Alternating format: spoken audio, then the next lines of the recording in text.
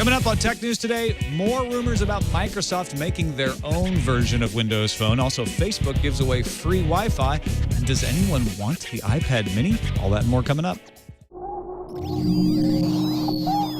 Netcasts you love. From people you trust. This is TWiT. Bandwidth for Tech News Today is provided by Cachefly at CACHEFLY.com.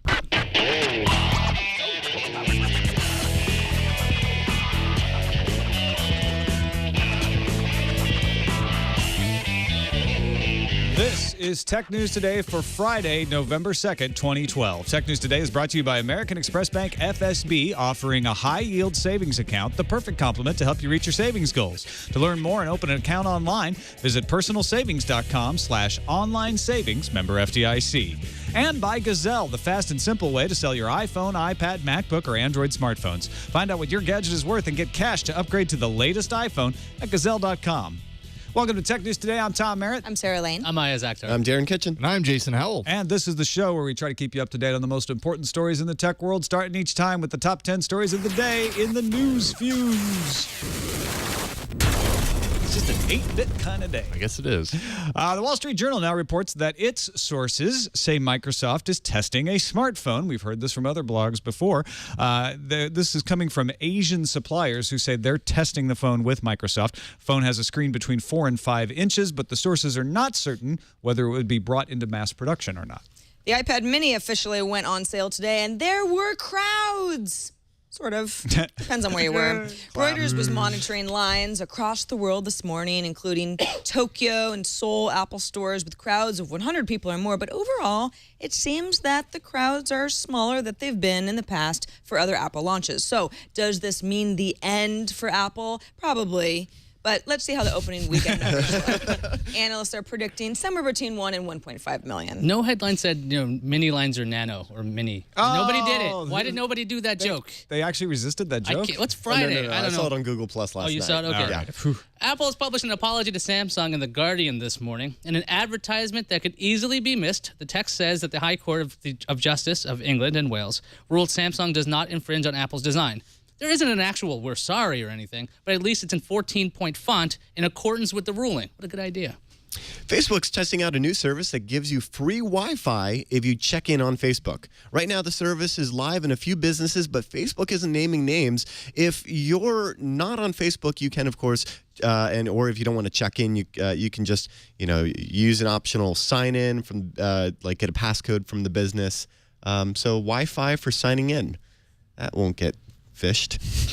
Judge John Lee in Illinois federal court ruled that Kaiwan Fisher owes FlavoWorks $1.5 million for sharing 10 movies over the internet using the BitTorrent protocol. Fisher legally purchased the 10 movies, which contained an encryption code that identified the copies as his. Damages of $150,000 per movie were assessed. Fisher did not appear in court to mount a defense. So iPhone with a PH or iPhone with an F? In Mexico, it's sort of leaning towards the latter. Wouldn't it be iPhone?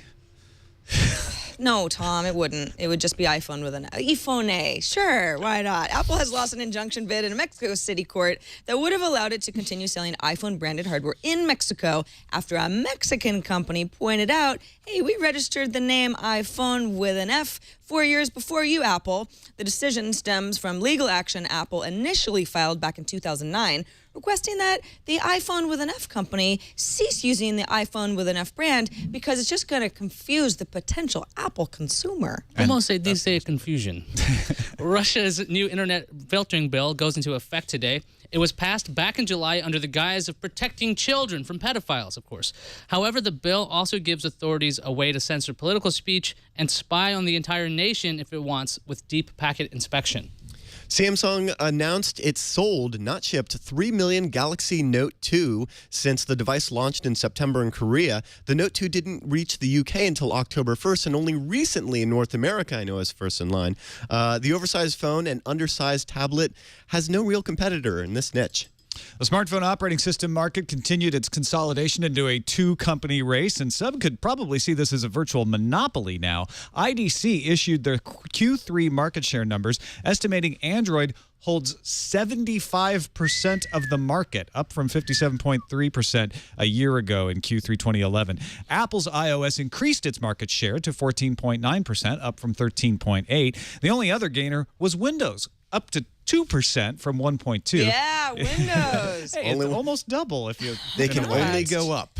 BlackBerry still holds the number 3 position behind Android and iOS with 4.3%, but that's down from 9.5%. They're still a thing. A security hole allowing anybody to see the email addresses corresponding to certain Facebook accounts has been discovered. And it gets worse. Some appear to be accessible without even entering a password.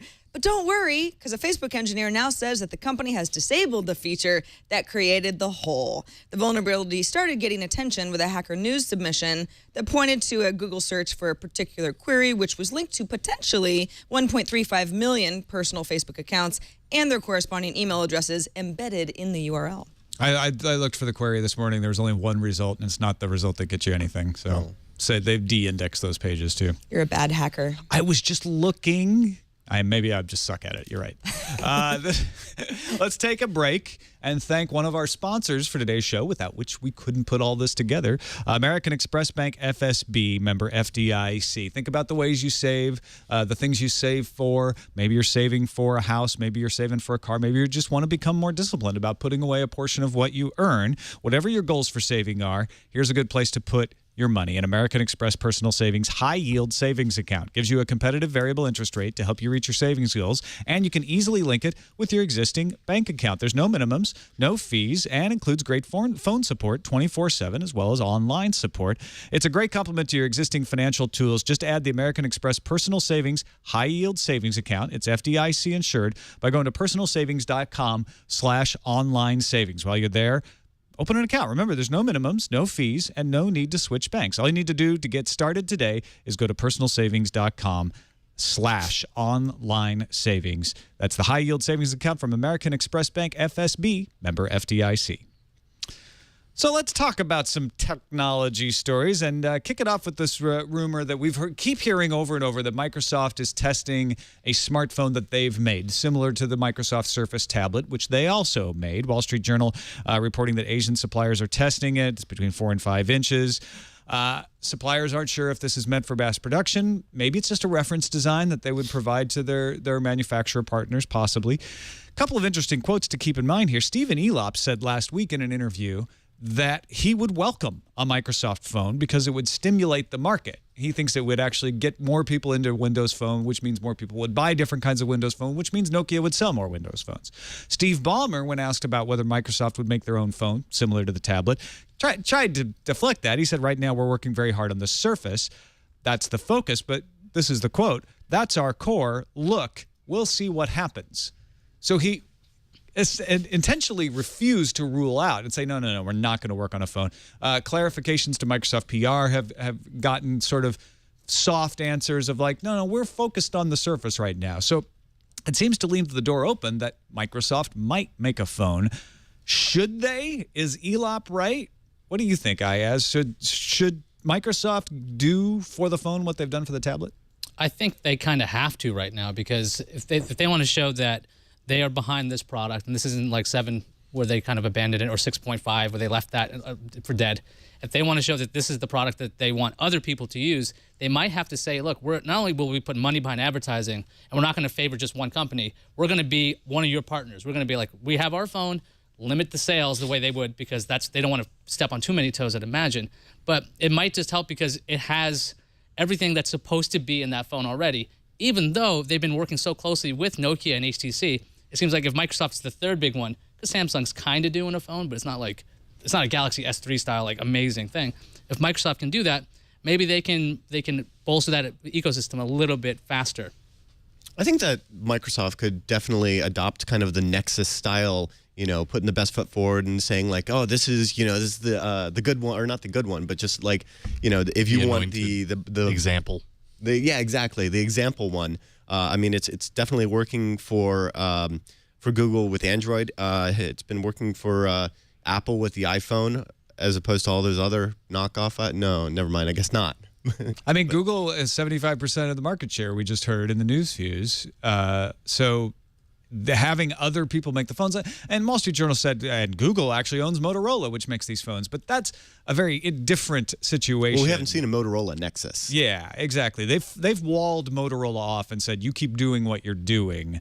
So it's not like Google is taking over the experience on the hardware like this would be. Microsoft is designing a phone and working with suppliers. And I think when you compare it to Apple, it's not the same thing, because Microsoft, even with the Surface, has not said, and only we can make this tablet with this operating system, that's the way Apple does it. It's kind of a halfway point between what Google does, where we put out Android and everybody can make it, and what Apple does, where we make everything ourselves. Isn't it at that point a reference platform? It is and it isn't. I mean, it's a reference platform, and but are they also going to sell it to consumers, right? Making a reference platform is essentially what they've done already with Windows Phone, saying these are the specs of the hardware, and you have to make your Windows Phone within these specs. It's like getting a CR48 or like one of those Intel Ultrabook reference designs where it's like, whatever, it's vanilla. It runs great. It's not hey, let's differentiate ourselves by making it a triangle phone. That wouldn't really work so well. Microsoft really tightly controlled the hardware requirements for Windows Phone 7, and they're kind of loosening it up with Windows Phone 8. So it doesn't necessarily it's not the greatest idea, because if they already have the same style phone, other than the fact, like I was saying, that they would bolster, like, we're advertising, we have a phone, we can show it. I don't know what huge benefit Microsoft gets from it apart from the ecosystem boost. Well, it might just prove that much more that Microsoft is committed. I mean, I think when they made the Surface tablet, it was a little bit of a, hey, we're going to try to do a tablet that's new and different and shows all the best of Windows.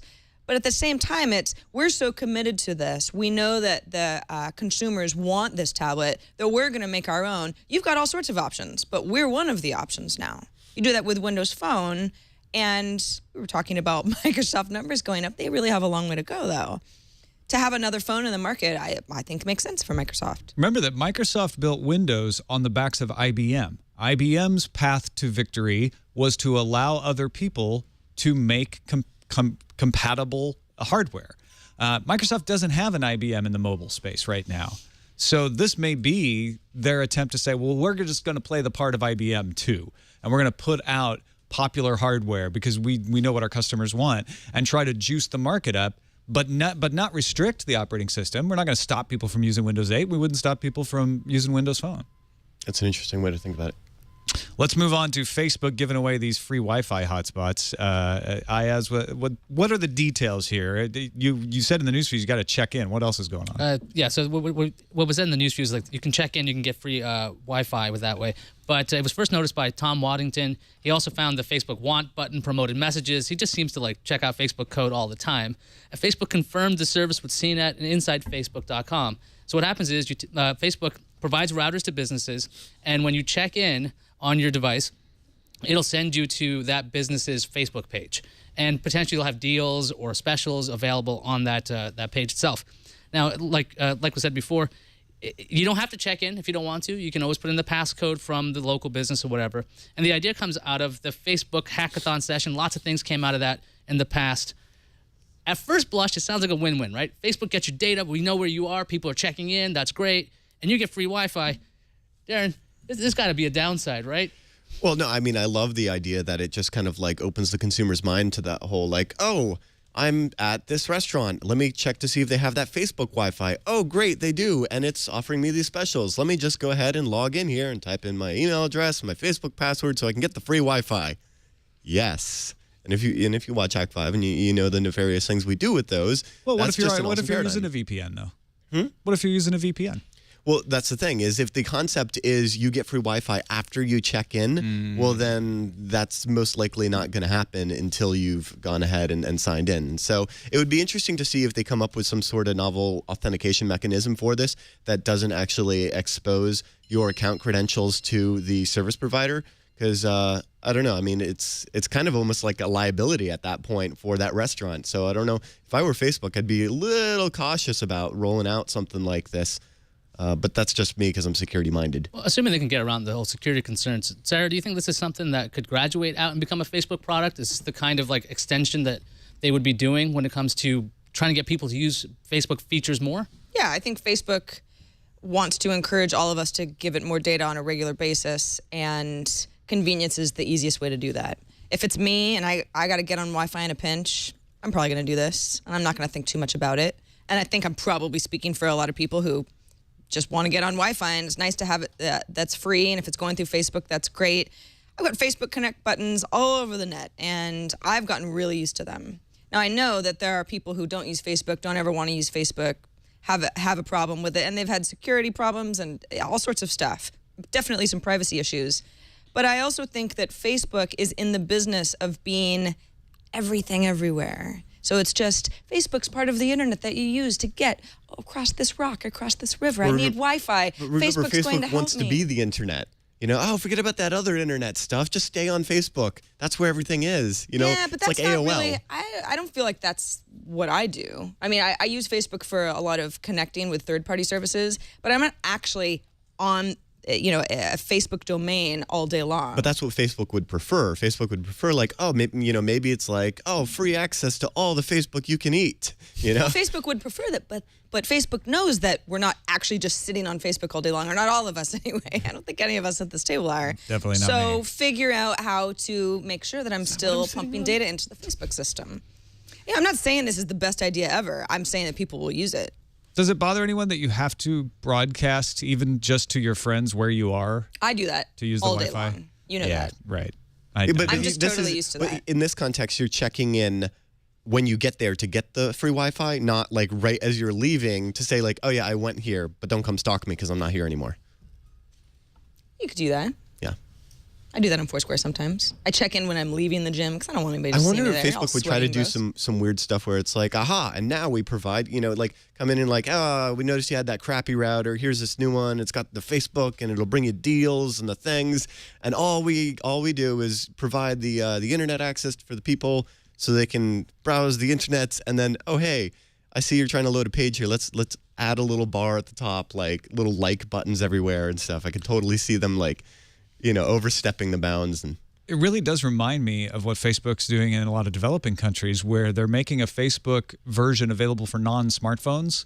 And people get it for free on the phone because the carriers who sell these phones and sell the service want people to buy the phone to use Facebook because then they can sell them all the other stuff that they provide. Yeah. All the other services they provide. I think what I'm saying is I barely trust like Comcast and AT&T to be my ISP. I would definitely not trust a social network to be my ISP. We need a mesh network. Apple rolled out a product today. Did anybody notice, Sarah? No, the Mini is a flop. No, as I mentioned in the news fuse, Reuters had a pretty good article, starting with the big store in Sydney, which is usually it's one of the flagship stores, so that's kind of officially the indicator for how a new Apple product is going to roll out worldwide.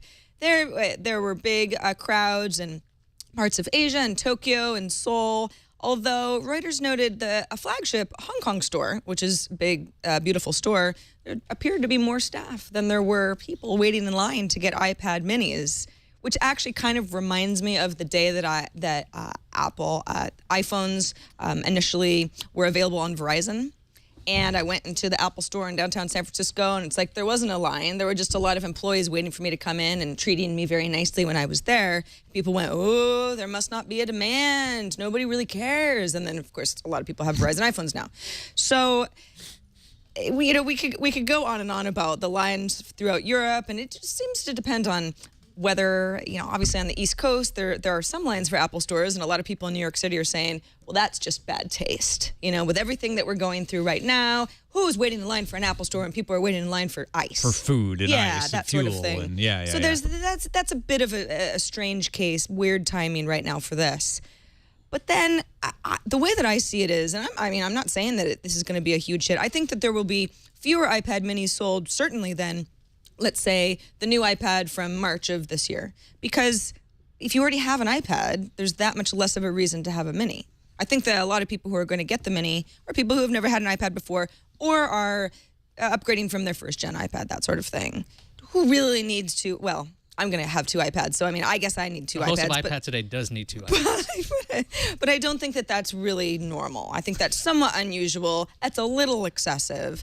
But I also think that we were allowed to start pre-ordering at midnight a week ago. And if you do that, then you don't have to go to a store, whether there's a line or not. I saved myself a trip. That makes perfect sense. That's like how I pay for movie tickets and why I don't wait in line at United Airlines. I just use the kiosk, to check myself in. That just makes more sense. So I hope that that's how people are buying their electronics in general, unless they just really like the idea of stores. Isn't this launch kind of staggered at the stores? Like, there's no LTE version of it available right now in the store. That's so true. You're not going to have that demand. Because the weird thing is, this is the more portable version of the iPad. This is the one you probably do want data connections with, because you might be likely to carry that instead of a 10-inch device. So Apple wasn't even introducing both product lines at the same time. They're like, well, we're going to have the Wi-Fi one on this Friday, and mid-November you'll find your other one. So, that probably hurt the demand a little too. Yeah, I think that this reminds me of the iPhone for Verizon when it launched. Remember, we covered the launch. There was like no one people. around. Yeah, I just talked about that. And I'm just saying that's the I walked in and was like, I think we had a It's the live exact shot on same thing. me, and there wasn't much to see. Do people use Verizon iPhones now? Yes. So Yeah. No, Exactly. I'm with you there, 100%. Well said. I was busy trying to calculate the percentage of people in the world who are iPad Today hosts, and my calculator doesn't have enough trailing zeros to make the percentage. Well, we're a small percentage, but we're strong, mighty. We're a mighty percentage. I need every iPad. Okay, I need it. So maybe fewer people go out to get iPads. They just need to do their part and get more mini iPads. Right. Yeah. I just feel. I guess my point is, if you pre-order, then you're still counted in these numbers. And we talk about this every time Apple introduces anything, and it's like, are there enough crowds? Ooh, maybe the tide is turning for Apple. I don't think that the iPad mini is going to have the kind of numbers that it's not a new product. It's a smaller product, but it's a product that everyone is already familiar with. So when you think of it that way, and it's also as sort of an unproven product. It's like, well, it seems like it'll be better for some people. Yeah, you put it in your bag more easily, and it's more portable and it's lighter. But we haven't had a couple months of people saying, wow, I really love this mini. It really is better, for people to go, oh, I think I'm going to get one for Christmas. And there are complaints about it. That too. Before it came out. So, Exactly. Yeah.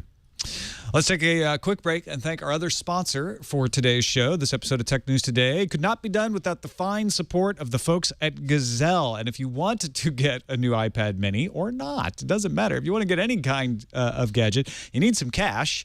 And if you want to raise cash out of your old gadgets, the simplest way is to go to Gazelle.com. It's simple and fast, Gazelle.com. Tell Gazelle the condition. They'll even buy broken iPhones in a lot of cases. Get a risk-free offer for your gadgets. You lock it in for 30 days, and once you get your new phone or your new gadget, then you can print out the free shipping label and send it along to Gazelle. They'll turn it around in a couple of days, pay you by PayPal, pay you by check. It is, I have found, I've used it myself, and I have found it the simplest way to turn your old gadgets into cash. So there's no risk. If you're just even thinking about it, go to Gazelle.com, find out what they'll give you, and lock in the quote, because you have 30 days to decide if you want to sell it to Gazelle or not. And if they ask you at the end how you heard about it, by all means, please tell them Tech News Today is how you heard about Gazelle.com. But go turn your old gadgets into some cash. Gazelle.com. We thank them for their support of Tech News Today. So, Yahoo CEO Marissa Mayer has made a significant promotion. Yeah, so last week we heard that Yahoo had bought Stamped, which was officially Marissa Mayer's first acquisition as head honcho, as CEO of Yahoo. Well, something that also happened last week was the former Into Now founder and CEO Adam Khan, C-A-H-A-N, Kahan. I'm sorry, Adam. The head of... Would you say Khan? Yeah. All right, we're going to say Khan. Khan! I hope it's Khan just for that. Yeah. So we can do that more. So Marissa Mayer can lean out of her office and yell, Khan! I need to talk to you about mobile strategy. Right. So he's the new head of Yahoo's mobile efforts. Meyer had sent out an email to employees of Yahoo, which was leaked out to all things D, as they are. And mobile efforts that includes enabled screens. That's sort of like the Yahoo's version of saying second screen technology. Also includes Flickr. So his title is officially Senior Vice President of Emerging Products and Technology. He'll report to Meyer specifically.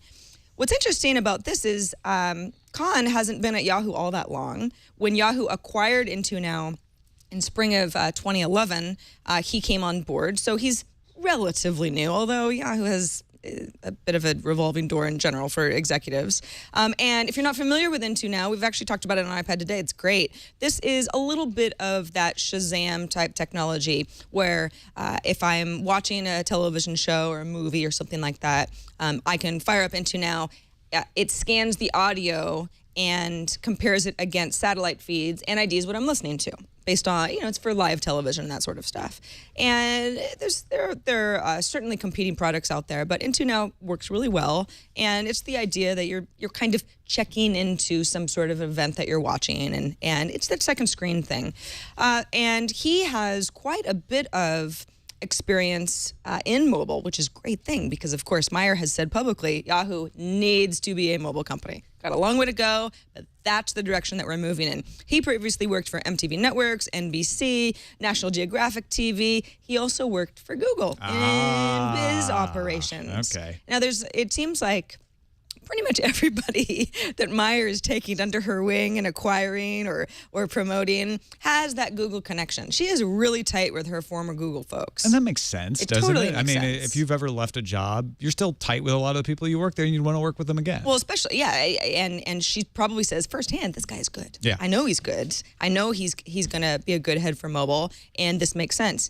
What makes me very excited is just the word Flickr.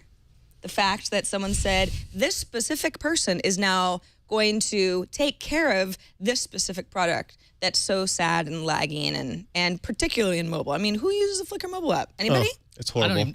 I was just trying to think. Is there one? Yeah, there is Okay, one. wow, okay. There is one, and it's So not don't worth try to it. use the website on your mobile. Ooh. I remember I used to use some third-party app to post my mobile photos to Flickr. This was before Instagram. And then I remember being very excited when Flickr finally came out with their app. And I just kept forgetting to use it because there was nothing compelling about it. Yeah. And of course, Instagram came along and all these millions of other Instagram-like photo apps. And I've just, like Iyaz, I forget that there is even a Flickr app. I'm thinking about my contacts. I do have an email to Flickr. It's still in my contacts, so I can do that. I guess what this guy could do, or Khan, or however you say his last name. I think that's how you say it. That's the way you say it. Thank you, Sarah. If he can, forge relationships with, I guess, Apple or something, so you actually would have a send to Flickr instead of send to Twitter or send to Facebook. That's the kind of thing that would help their mobile strategy a lot. Well, that's what I do on Instagram now. Almost every single picture I post to Instagram, I send to Flickr. Okay, but if Instagram is owned by Facebook, are they going to keep that going? I would imagine that. Yeah, that's a good question. I'm kind of curious if Yahoo's going to get a little bit more aggressive about being, or at least trying to integrate a little better with operating systems so that people use them as a default. Because again, if you forget the app exists and you forget your email contact exists, they got to do something to get a presence, known. Absolutely. I mean, I let my Flickr Pro account expire earlier this year. I have no access to the majority of my collections. And I'm like, I don't know. I mean, they're still there. I just can't look at them or anything. I'll just wait till Flickr gets cool again and then I'll start paying. I mean, that's sad. I think that's That a is lot of sad. people's attitude. Yeah. Yeah. And that is a gold mine of opportunity. Absolutely. So that's what Marissa Meyer hopefully is thinking is before we totally ruin this, let's get Sarah back rather than get to the point where Sarah goes, because there's never going to be enough money for me to pay to get those. That's the thing, Right. Sarah. You want to go back I when sure they do do. something compelling. It's like that brand has like our hearts. It's like the underdog now. It's weird. I just a few short years ago, I would never have thought I would feel this way about Flickr, but it's nice to see that specifically the employees have said, we saw Khan in the Flickr office this week, so things are happening. Let's just hope they happened and they are good. Clear eyes, Good Flickr things. heart, can't lose. The physical Google Wallet card. When I saw this story this morning, I was at first extraordinarily confused Then my second reaction was, this is the stupidest thing I may have ever heard. And then when I finished reading the story, my last reaction is, this might be brilliant. All right, so the Android police they got a tip that there's going to be a physical Google Wallet credit card. The news comes from screenshots from the new Google Wallet app. So this is a leak. It's not official yet. It kind of works like Google Voice. So you'd have a physical card that works like a regular credit card, and it's linked to other cards you already have. Now, obviously, the Wallet app kind of does this already. So in theory, you could leave all your cards at home and just carry the Wallet card, and it'll be able to be swiped at like anywhere that credit cards are taken. And to manage payments, if you want to switch what card's being charged, you take your phone out, you go to Wallet, you basically are going to relink it to a different account, and then you swipe your card. The card can be ordered from the app itself, according to the screenshots. There's more wallet features coming, wallet balance, so you can deposit and withdraw money from there, so it becomes like a bank account, person-to-person transfers, and even transit cards if you want to tap your wallet to do that. That's awesome. This to me, I'm kind of curious, do you guys think this is like this physical card, is it a gateway to getting people to use Google Wallet like for everything? Because, I mean, it's kind of languishing, but if you had this ability to use it, people know that plastic. Well, it's brilliant because we already, like you said, we do have that kind of tangible association already that this means money. And, I mean, that's my version of Google Wallet. Just strap them to the back of your phone. If they can... Does it demagnetize your card? I stagger them back and forth, the magnetic strip. I haven't had a problem in over a year with that. But what's funny is I do have the NFC and the Google Wallet in here regardless, but, I use this. And I think a lot of that is like, I think what is really going to make this work for Google and why Wallet hasn't taken off so much is just because the fragmentation, the different carriers that have different restrictions on it. It's like, oh, you get the Verizon version, so you're not going to get the Google Wallet. And it's like, remember before Froyo, or was it Froyo, was the one that decoupled the applications from the Android operating system so they could actually be updated independent of the carrier rolling out new versions of the OS. So I think it was Froyo and beyond, like, oh, well, I guess that's the version of Google Maps and Gmail you've got. And now, it's like, hey, we rolled out a new version. It's like, you may still be on Gingerbread. It's totally cool, but here's the latest Gmail and all of those things. So the idea that they can say, okay, so I don't care what phone you've got. Hey, maybe you've even got an iPhone, whatever. You can use Google Wallet. And that's really cool because now it's not associated with any carriers. Especially if if the card they're talking about is actually NFC, that's even cooler because just strap that to the back of your phone. The other thing is if it gets stolen, you can cancel that one card. You don't have to even keep your other cards. Like I know a friend of mine, this happened to her, so why not just keep this? Just seems like a brilliant idea for the mobile strategy when it comes to payments because everybody's trying to get in on that. Mm-hmm. So how could you possibly get people to understand tap to pay? People don't like tap to pay. They understand their cards. Jason, what do you think about Google doing this? I think it's sweet. It opens up. Google Wallet has this, as it's been so far, has this kind of the downside of being it almost attaches itself too much to Android, and Google, of course, wants this to apply to everyone. So I think you're right. This opens it up to a larger base, and I think you're dead on in comparing this to something like Google Voice as being just one thing that you load everything into. And sure, it's a little silly when you think about it because Google Wallet with NFC, aims to eliminate the need for something physical or tangible. But that's not always ideal. And this is a great way to bring in other devices that maybe don't have that NFC capability to begin with. I think the Google Voice analogy is brilliant because the idea that it's like a railroad track switching thing, and like I decide what phones are going to ring, I decide what cards it's going to. Hey, maybe you could split the payment across multiple ones, and I don't know. But what about my car? You know what? Sometimes that's a thing where like you're buying something really expensive, and maybe you got like a $2,000 limit on each card per thing. And we've all like if you've ever been there and had to call your bank, it's a real pain. But yeah, I think that this might be the thing that's like gets everybody adopting it because it's like, oh, that cool new thing, and it's another card, right, that you already have that association to. And then years or a year later or something, people are like, oh, and did you hear? You can do that on your phone now too.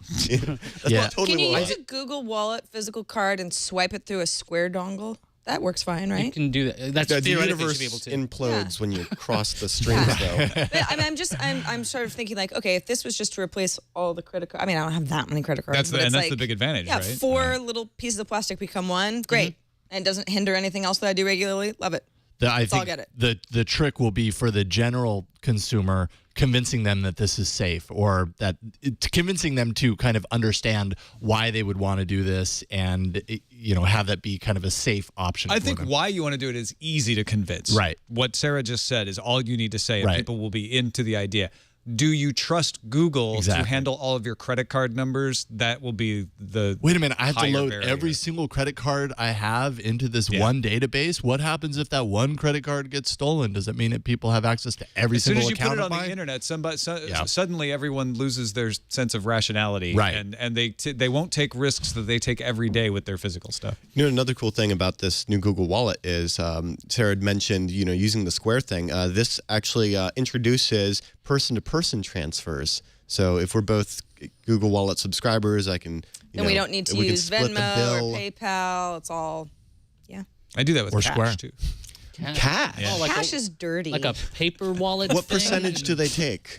Huh? What's the transaction fee on that? As long as you don't rip it in half. Nothing. There you go. Yeah. Let's finish up with a guest article from Richard Stallman on Wired.com. Wired's running a series of guest experts talking about the patent system. So we're not going to cover every one of these, but if you're interested in that issue, it's a great series to take a look at. Of course, if you don't know who Richard Stallman is, he is the top luminary in open source, in free software. He is the founder of the Free Software Foundation and GNU, and he is the defender that software should be able to run however you want, wherever you want. He is saying that the patent system is not about software, it's about practices. Now, I know one thing that's going to annoy Iyaz is he keeps using the word ideas. That's true. He does. But he doesn't mean ideas, because you can't patent an idea, right? That's correct. He means practices. He means methods and practices when he says that. And he's saying if the practices are executed using software, we refer to them as software patents, though they could be implemented in hardware. You don't actually patent the software, you patent the method and practice that the software is executing. So one horrible example, tell me if I get this wrong, if you slide to unlock in software, that's under the slide to unlock patent. But if you actually built a piece, a mechanism that you touched with your finger and slid and it unlocked your phone, falls under that patent? Theoretically, you could build a piece of hardware that would do that? Or you had a special integrated circuit that was dedicated to just that one thing. Yeah, exactly. It's a piece of hardware. But that integrated circuit would run some firmware. Right. Well, so semantics. I mean, the whole thing interacts with the touch screen. So unless Apple made their own or whoever made maybe their it's own, a separate touch screen. it could be a little. It could be its I'm own. not saying thing. it would make sense. It could be like a double or triple screened device, perhaps. I don't know. He's positing that substantive changes that are made to patent law will always be worked around because lawyers are smart. He called them clever. I love that word. They'll find a way around whatever laws are put in place to try to limit software patents. And he says that a limiting software patents would likely be found unconstitutional in his opinion. So it's probably not likely that we outlaw software patents altogether. He suggests developing, distributing, or running a program on generally used computing hardware should not constitute patent infringement. So in other words, you can patent software all day long, but infringing that patent is not going to be caused by someone distributing software or running code. Specifically, he's after the ability, he always has been after the ability, to have the freedom to run whatever code you want anywhere. So he's saying, let the software patent system stay the way it is, just don't make it illegal to run code of any kind. And his metaphor is surgery. When a surgeon performs surgery, they are prevented by law, there's a law that was passed specifically, from being sued for patent violation, even if the devices and techniques employed in the operation are found to infringe. Patents on surgical techniques and devices are fought outside of the operating theater. That way, if someone needs to save a life, they don't hesitate because they risk patent infringement. They go ahead and they do whatever it needs to take a life, or to save the life, not to take the life. Take care of that life. Thank you. Now, obviously, the stakes are not nearly as high in software, but he's saying let's do a similar thing, which is let's fight the software patent battles outside of the execution of the code. But if I have a generally used computer, not a specific piece of chip like Darren was talking about, but a computer that's used to generally run software, allow me to run whatever what code I want. So he's saying, and then we'll battle it out in court while it's running, or outside of that? Like, I don't get that. His point is that we eliminate a lot of these lawsuits and a lot of the pain and agony of cross-licensing to do what everyone considers to be simple things like slide to unlock, and it becomes a situation similar to the medical field where they still have patent battles and they still have to do licensing if you want to make devices and sell devices, but you don't have the people running the software getting in trouble for running the software, and it makes it easier for cross-licensing to happen, for Fran to happen. And that's his argument. So he's like, let the coders, let the sysadmins do their thing, let the lawyers do their thing. I was reading this article, and I'm thinking, okay, there's definitely should be some kind of exceptions out. I love the idea of actually exempting out classes of things that can't be patentable. That's a great... Ideas cannot be patentable. We were talking about that earlier.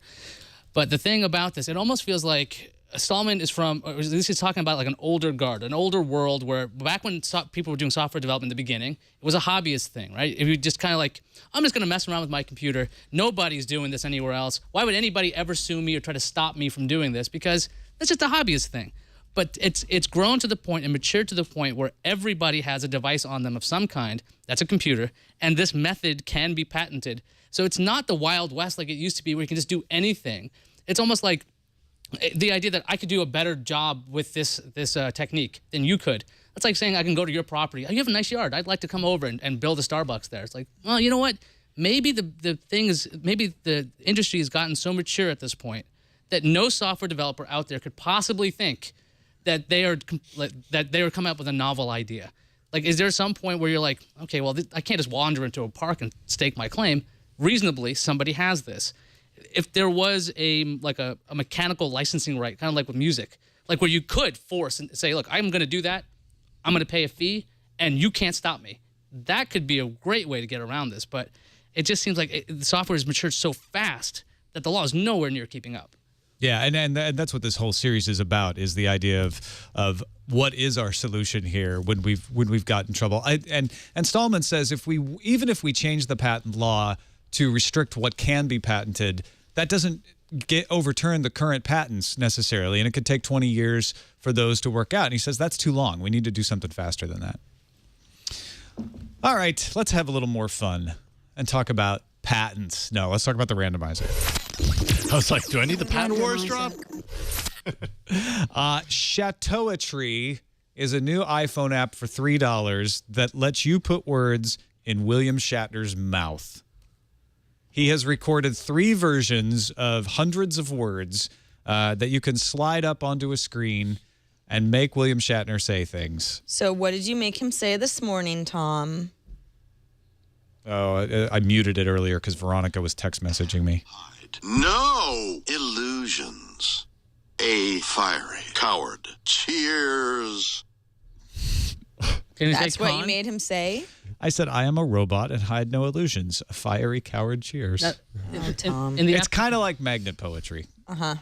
The app, you can resize the letters, right? And that's supposed to make the change the way he says inflection. Yeah. Right. You have 3 versions of every word.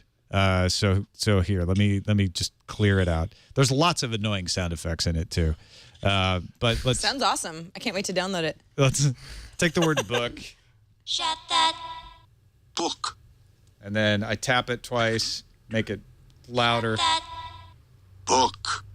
How many words are in the vocabulary? I don't know. There's a few hundred. Because he obviously had to do everything 3 times. I wanted it to say, this is Tech News Today. It didn't have anything but this and is. They didn't have today? No. Okay, Are there well. add-on libraries or anything? It's like a $3 Not yet, app, right? No.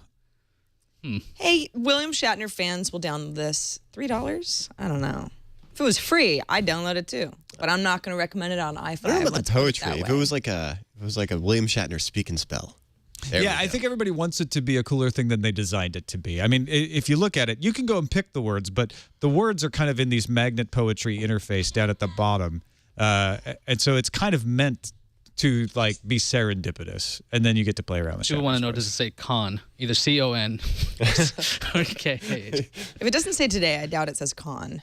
There's no K words at all. Well, it's C-O-N. How about C-O-N? And then just make him be dramatic. You can say nothing with C-O-N. Oh, it goes right from collect to coward. There's just not a lot of Collect. words. No, it's not as dramatic. Collects. Yeah. But you can't say collects today. And I don't like that either. Cheers, book. Oh, boy. Get him to advertise the new Cheers book about the history of the show Cheers. Let's move on to the calendar. Monday on November 5th in San Francisco, GigaOM has their roadmap conference. It's about designing in the age of connectedness. And that's kind of it. I mean, there's stuff happening later in the week, but I'll wait till Monday to start rolling out that stuff. Yeah, it's going to be a busy week. Finally, earnings is starting to die down a little bit. For another 3 months. Earnings, yeah. Get ready. More earnings coming up. The earnings burnings. Let's see what's incoming. Incoming message. I love getting the video mails, and we got one from Scott who did it right. He uploaded his video to YouTube and sent us the link. He is in a car, but he assured us in his email that he was pulled over to the side. The car was off. He was just in there because it's quiet. And I think he's right. But he's got a good point about Windows naming conventions. Hey TNT crew, this is Scott, the designer from Chicago. I wanted to comment on your story about the Windows 8 store apps and style. First, I agree with you that they need more apps in the store, but I think you're undervaluing the marketing issue about how to name it. You need to be able to create buzz that developers can talk about easily. Lucky for Microsoft, I've come up with a solution. You call it Windows Tile. It's a name we've been using since Windows Phone 7 came out that Microsoft themselves called them Live Tiles, and it makes perfect sense for what they're doing now. Thanks and love. Oh, Windows Tile Store? I like it. Sounds like I'm doing home renovations. No, you're going to have to go to Kitchen and Howell for that. That's true. Windows and tiles go together. Home improvement, right? You have Windows, you got tiles. Why not? That's true. You are Sponsored by Home building Depot. your digital home. It's like Bob. That you just pulled that out of my head. That's so weird. Sorry about it. No, it's all right. They could name it to Windows Bob. Everything is like Bob, actually. It all sort of goes back to that. This is something to do with the red and blue pill. And Melinda Gates. There we go. Took the red and blue pill. Let's check the emails. We got a couple emails about the Nexus 4 because I think it was like announced while we were doing the show, so we didn't have a lot of the details on it. Email from Bill. He's saying there was hardly a peep about it not having LTE. So here's a big peep. How can the Google flagship phone not have LTE at this juncture? What do you suppose they were thinking or not thinking? I have no idea. I think we knew it was not going to have an LTE, and I thought we had mentioned it, but maybe we were remiss in mentioning it. But No, we did. I swear. I'm pretty sure I we swear did. I mentioned it. Maybe. We just didn't make a big deal out of Yeah. it, and that's because it's a mid-range phone. People made a big deal about the original iPhone not having 3G. Yeah. I mean, that's kind of I think it was crazy to think. the ability to move the phone either way. Because the LTE, you'd have to have a lot more radios in that thing versus being able to go HSPA plus from T-Mobile to AT&T at least. What's crazy is this has got LTE, and it's a Sprint phone. They don't even have LTE yet. Yeah. It's capable, though. There we go. It's forward thinking. Got another email from Steven. Says, hey, I love the show. I wanted to talk about Wi-Fi sharing in times of emergencies. I live in NYC. We're on the East Coast. Up to 8 million people still don't have power. Anybody who's watching the show in the affected area, please consider sharing your Wi-Fi to allow your neighbors to get access to information to find out about transit, food resources, safe drinking water information, or just to tell people that they're okay. Wanted to open up this issue to a wider discussion, as proposed laws would require you to lock your internet access and could cause major problems in times like these. An allowance for unlocking during emergencies might not be sufficient because thousands of homes are abandoned. People aren't necessarily sophisticated enough to properly manage these issues during these trying times. So anybody who hears this and knows how, please consider passing the word along. Information can save lives, and many people are at risk now. To that note, if you're interested in doing such a thing, I suggest that you head over to openwireless.org. It's actually supported by the Electronic Frontier Foundation, and it has step-by-step guide on how you can set up a segmented public version of your private network. Name it openwireless.org. They take care of all the EULA stuff for you and all of that. So that's great. Definitely agree with the emailer. Encourage you to do this, and definitely agree with Darren. Encourage you to do it safely. And openwireless.org, perfect way to find out how to do that.